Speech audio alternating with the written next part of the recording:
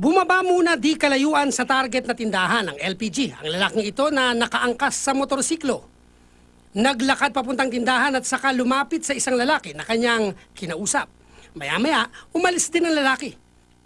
Habang ang lalaking nakasombrero dumiretso sa kahera, dito na siya nagdeklara ng hold up. Bigla na lang may kumalabog na malakas. Nakatutok na yung barel, binuksan na namin yung pinto. Dahil 2,000 piso lang ang nakuha ng sospek, pati cellphone ng dalawang kahera, tinangay.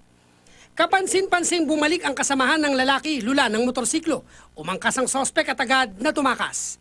Tingin ng pulisya na plano ng maigi ang pang-hold up. Posible rin daw na may kasabwat sa loob ang mga ito. Ang duda ko dyan, sir, mga beginner yan eh. Parang they're just doing that just for fun, parang gano'n, parang panggastos lang. Bahala na yung investigasyon ng pulis kung ano yung resulta. Yun yung aaksyonan.